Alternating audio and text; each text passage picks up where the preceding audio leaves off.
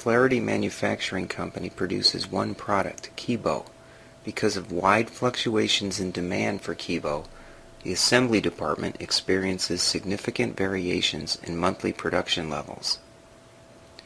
The annual master manufacturing overhead budget is based on 300,000 direct labor hours. In July, 27,500 labor hours were worked. The master manufacturing overhead budget for the year and the actual overhead cost incurred in July appear in the table that you see on your screen now.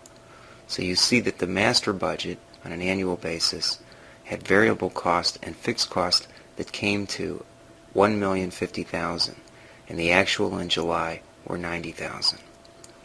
Okay, let's take a look at parts A and B.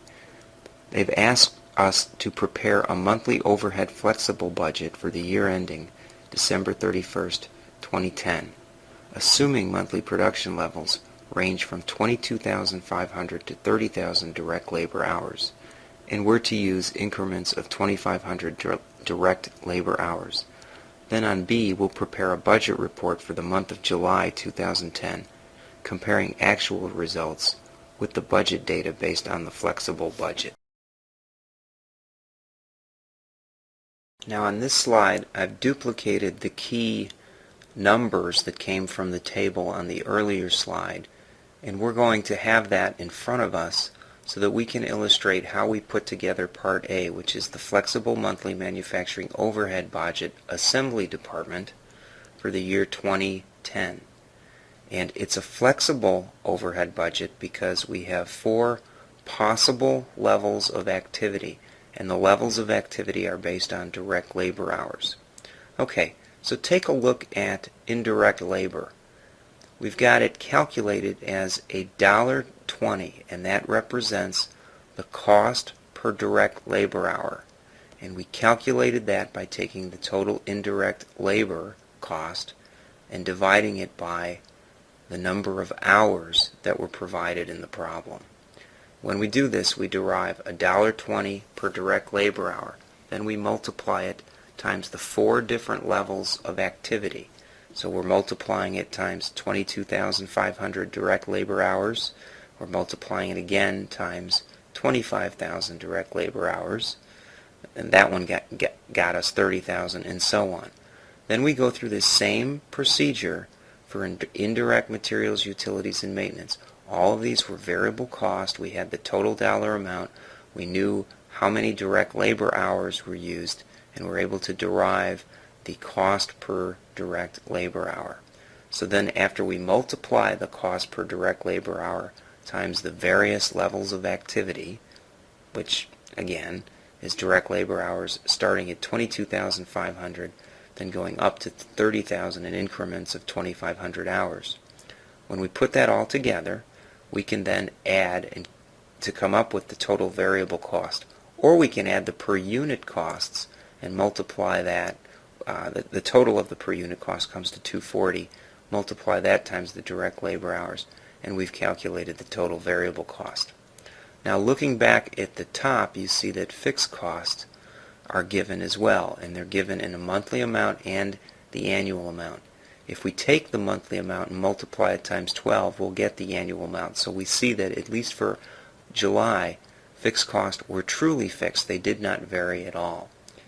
Well, once we know that, we know that those are the costs that will not change regardless of the level of activity. So supervision at 12,500, depreciation at 10,000, and insurance and taxes at 5,000 will remain the same in all 4 columns, regardless of how many direct labor hours take place. And then we add those 3 numbers to come up with total fixed cost of 27,500 per month for all 4 of those levels of activity. We add that to our variable cost, and we've derived the total costs, which is the answer to Part A, to put together a schedule of flexible monthly manufacturing overhead budget for the assembly department for the year 2010 based on 4 different possible levels of activity. Okay, next we look at how we solve Part B.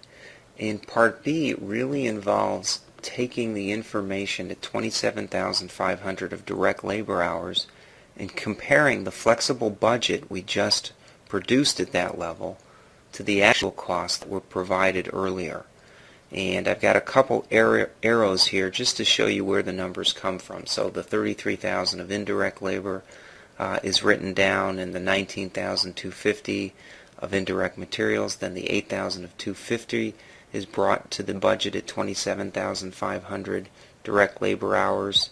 And the other numbers go as well. I just chose not to show all those lines. And you see that the total of 93,500, the budgeted amount that we put together on Part A for direct labor hours of 27,500, gets carried forward and becomes the total cost level on our schedule on Part B of Manufacturing Overhead Flexible Budget Report, where we're comparing the budget to the actual July results.